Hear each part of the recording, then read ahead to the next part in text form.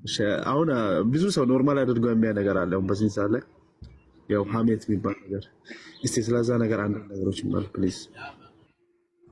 እሺ ሐሜት ከታላላቅ ወንጀሎች መካከል ነው። ሚን ከባኢር ዝኑብ ከታላላቅ ወንጀሎች መካከል ነው። አላህ ስብሐነሁ ወተዓላ በቁርአን ላይ አስጠንቅቋል። ነቢያችን ሰለላሁ ዐለይሂ ወሰለም ሐዲስ ላይ አስጠንቅቀዋል። አላህ በቁርአን ላይ ሲናገር ያ አዩሃ አለዚነ አመኑ እጅተኒቡ ከሲራን ሚነ ዞኒ ኢነ በዕደ ዞኒ ኢስም ወላ ተጀሰሱ ወላ የግተብ በዕዱኩም በዕዳ أيحب أحدكم أن يأكل لحم أخيه ميتا فكرهتموه واتقوا الله إن الله تواب رحيم.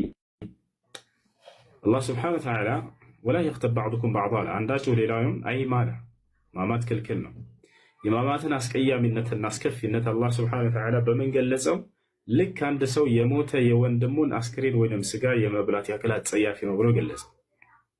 አዩሂቡ አሐዱኩም አንዳችሁ ይወዳልን አያእኩለ ለሕመ አኺሂ መይተን የሞተን የወንድሙን አስክሬን መብላት ይወዳልን? የዚህ ያክል አስቀያሚ ነው አለ። ስለዚህ ማማት በጣም ከባድ የሆነ ወንጀል ነው። ነቢያችን ሰለላሁ ዐለይሂ ወሰለም ስለ ሐሜት ትርጓሜ ሲጠየቁ ሱኢለ ረሱሉላህ ሰለላሁ ዐለይሂ ወሰለም ዐኒል ጊባ የአላህ መልእክተኛ ስለ ሐሜት ተጠየቁ።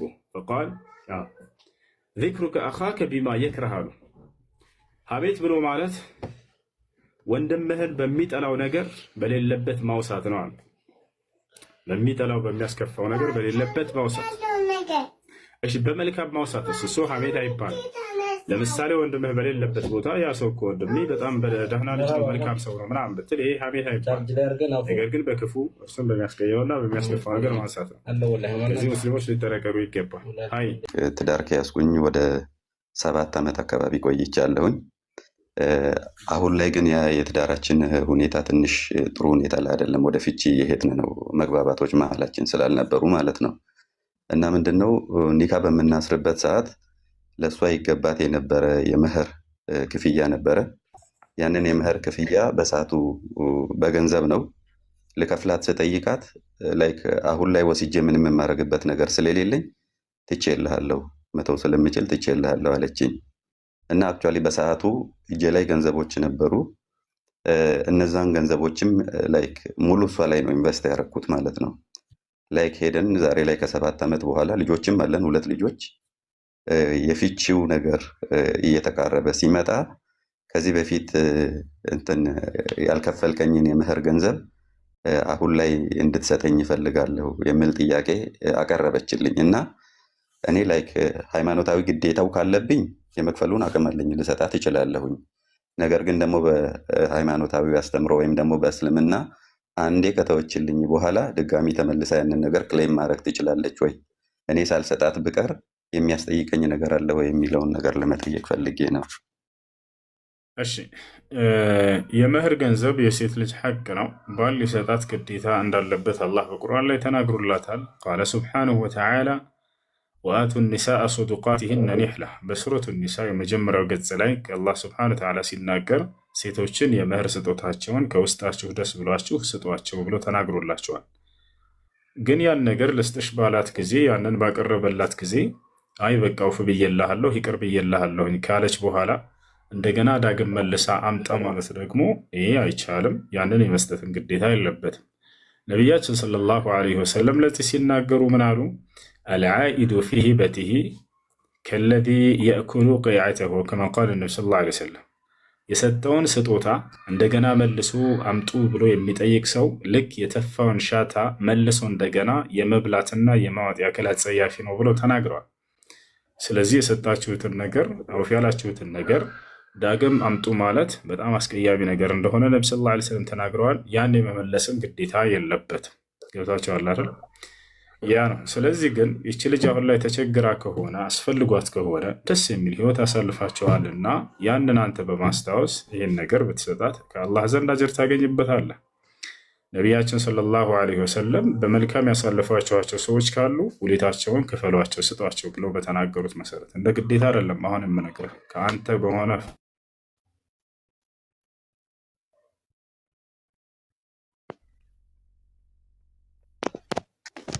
ፈቃድ ነው። ማዕሩፈን ቱካፊኡነሁ መን ሰነዐ ኢለይኩም ማዕሩፈን ፈካፊኡ ፈኢን ለም ተጅዱ ማ ቱካፊኡነሁ ፈድዑ ለሁ ቢልኸይር አሉ። ከእናንተ ጋር መልካም የዋለን ሰው ካለ ለእርሱ መልካም በመዋል ካሱት። የምትክሱበት ነገር እንኳን ብታጡ ለዚያ ሰው ዱዓ አድርጉለት፣ ጸሎት አድርጉለት ብለው ተናግረዋል። ስለዚህ ሚስትህ ነች። ደስ የሚል ጊዜያቶችን አሳልፋችኋል። ዛሬ ላይ ምናልባት ተቸግራ ከሆነ በተለያያችሁበት ሰዓት አንተ ያንን ስጣት፣ ከአላህ ዘንድ ትልቅ አጀር ታገኝበታለህ። በዚሁ አጋጣሚ የመህር ሐቋ ነው ፍሳትልለት በዚያው አልሰጥሽም ምን ታመጫለሽ ብሎ የካደ ሰው በጣም ከባድ ወንጀል እንዳለበት እንገራችሁ። አሁን እሷ አውፍ ስላለች ነው። አውፍ ባትልና ያንን ነገር አልሰጥም ብሎ ከእርሷ ጋር ህይወትን አሳልፎ አልሰጥም ያለ ሰው የከዳ ሰው ቃለ ነቢዩ ሰለላሁ ዐለይሂ ወሰለም ቃለ አላሁ ተዓላ ያዕኒ ፊል ሐዲስ አልቁድሲ ሰላሰቱን አነ ኸስሙሁም የውመል ቂያማ ረጁሉን አከለ መህረ ዘውጀቲ ወረጁሉን ባዐ ሑረን ፈአከለ ሰመነህ ወረጁሉን ኢስተእጀረ አጂራን ፈስተውፋ ሚንሁ ፈረደሁ ፈለም ዩዕጢህ ማላ። ነቢዩ ሰለላሁ ዐለይሂ ወሰለም ምን አሉ? አላህ እንዲህ ብሎ ተናግሯል አሉ በሐዲስ አልቁድሲ ላይ ሶስት ሰዎች ነገ የትንሣኤ ቀን እኔ ራሴ ነኝ የምሟገታቸው ብሏል አሉ።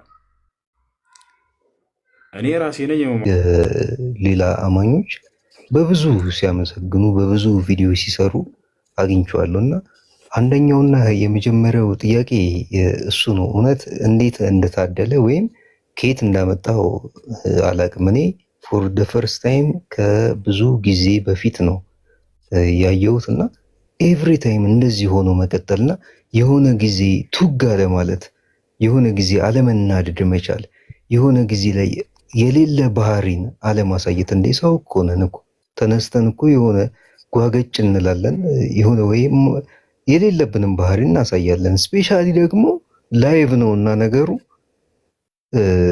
ወይ ቪዲዮ እየሰራን አይደለም። እኔ ኤዲት አድርጌ ምናምን ካለሁበት ስቴት ወጥቼ ልሰራ እችላለሁ።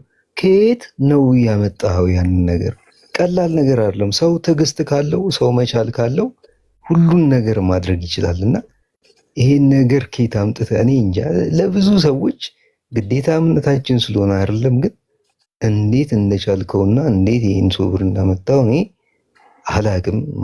ብቻ ችለ ኢቭን ያንን ነገር ችለ ሁላ አንዳንዴ ፈጣሪን ያንን ሰው እንዲያናግረው አድርጎ አሁን ትናንትና በተከታተልነው ነገር እኮ አንተ ባለህ ነገር የምታናግር ሰው ሆነ ሳይሆን ፈጣሪህ ነው እኮ ሌላን ሰው ሲያናግርልህ የነበረውና ያስቻለልህ ማለት ነው። በጣም በሚገርም ሁኔታ ማለት ነው።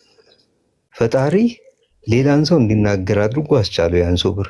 ከይቅርታ ጋር ግን አንተን የገለጽኩበትን እና አንተን የመሰልከኝን አንድ ነገር ተናግሬ ነበር ቪዲዮ ሰርቼና ይህችን ነገር ልንገር።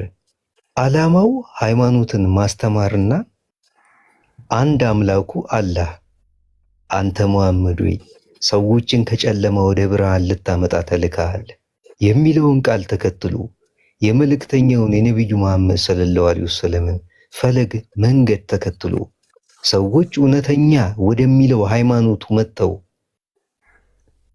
ወደሱ እንዲመጡለት ብቻ የሚፈልግ ምናልባት ቢሳሳቱ እንኳ ምርጫውን ለነሱ ዳዋ ማድረግ ብቻ ያደረገ ግለሰብ ሲሳሳቱ ካለማወቅ ነው የሚል ፖለቲካን ጠንቅቆ የማያውቅ ወይም በሌላ አነጋገር በሃይማኖት አስተምሮ ውስጥ እንደዚህ አይነት ነገር መቀላቀል እንደሌለበት የሚያምን የማህበራዊ ሚዲያ ሰው ምን እንደሚገዛው አስልቶ እያንዳንዱ እርምጃውን በመዝለፍ በመዘርጠጥ እየተሳደበ እውቀትን ሳይሆን እውቀትን በሰዎች ላይ የማስረጽ አካሄድን የማይከተል ምን ባደርግና በምን አካሄድ ብሄድ የሚሰሙኝን እንዲከተሉ ማድረግ ይችላሉ ሳይሆን አምላኬን እንዴት ሊከተሉት ይችላሉ፣ እንዴት እንዲከተሉ ማድረግ ይችላሉ ብሎ የሚያስብ ሁልጊዜም ከኔ የሆነ ምንም የለም ይህን አላህ ያደረገ የሚል ትውት ሰው ሲከራከር ማየት ይሆናል ወይ አይሆንም ወይ አልኩኝና ኧረ ተው ኪዳ በቃ አያዋጣም ተኛ ብዬ ትናንትና ተኛው።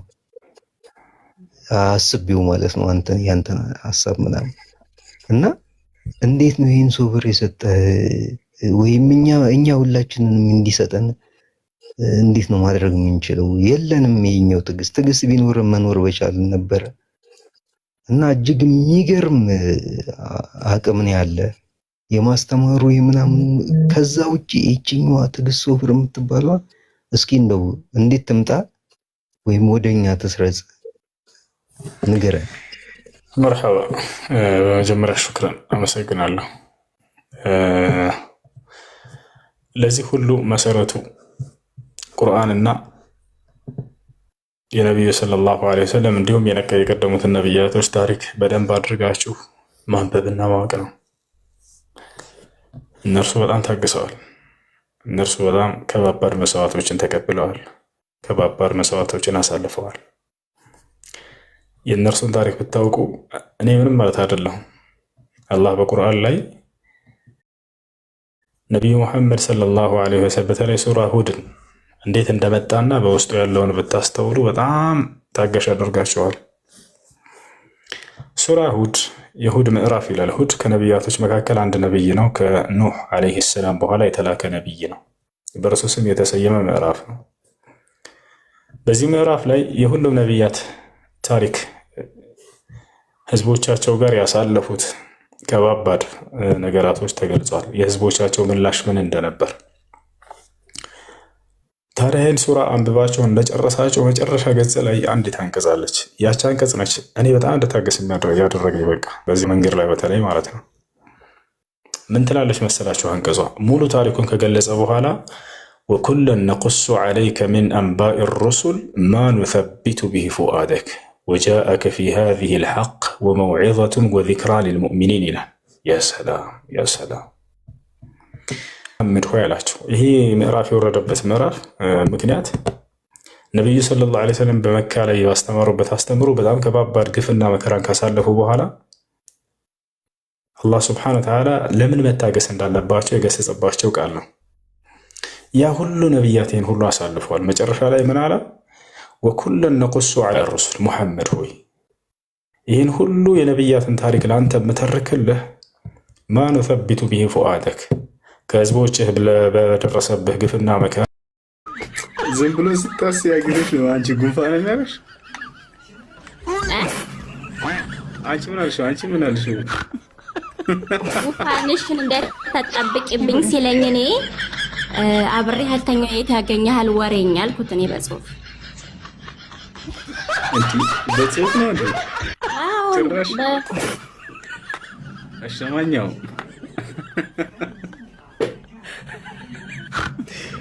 ወይ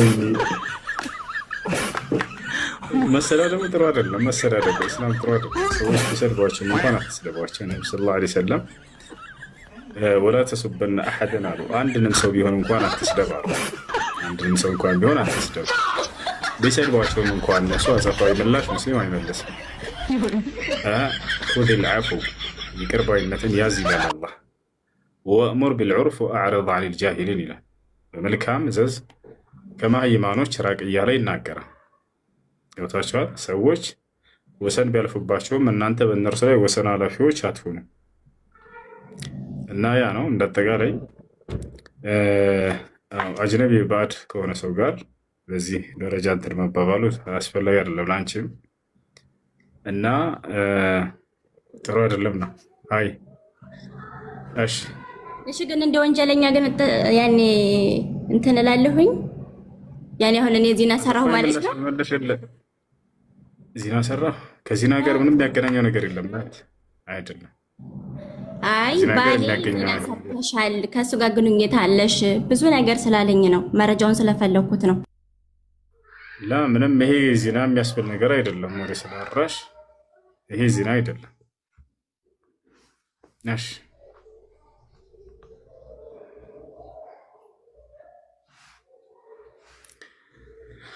እሺ ጥያቄ አለ ማሜ? ጥያቄ አለ? ሰላም አለይኩም ወራህመቱላህ። ወአለይኩም ሰላም ወራህመቱላህ ወበረካቱ። እንዴት ነህ? አልሐምዱሊላህ። ጥያቄ ነበረኝ።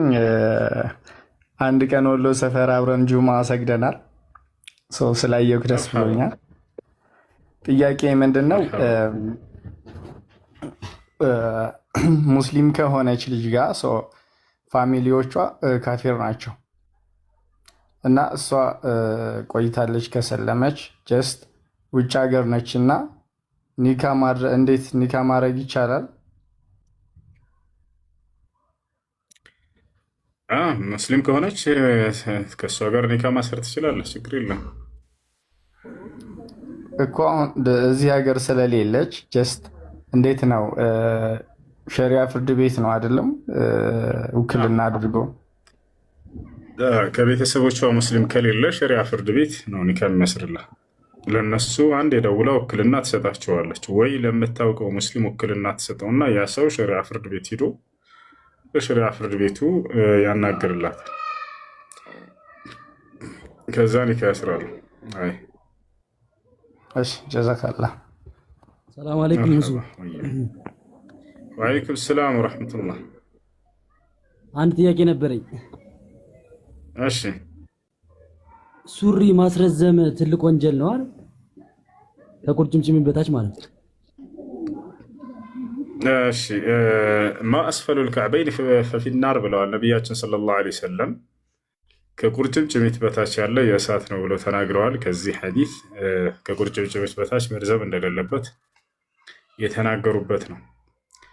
ነገር ግን በሌላ ሐዲስ ላይ ነቢያችን ሰለላሁ ዐለይሂ ወሰለም ሲናገሩ ምን አሉ? መን ጀረ ተውበሁ ሁየላአን ለም የንዙር ላሁ ኢለይህ የውመል ቂያማ አሉ። ሱሪውን ከቁርጭምጭሚት በታች ያስረዘመ ሰው ለኩራት ሲል ለጢባር ሲል የወደዚህ ሰው አላህ የትንሣኤ ገር በእዝነት አይኑ አይመለከትም ብለዋል።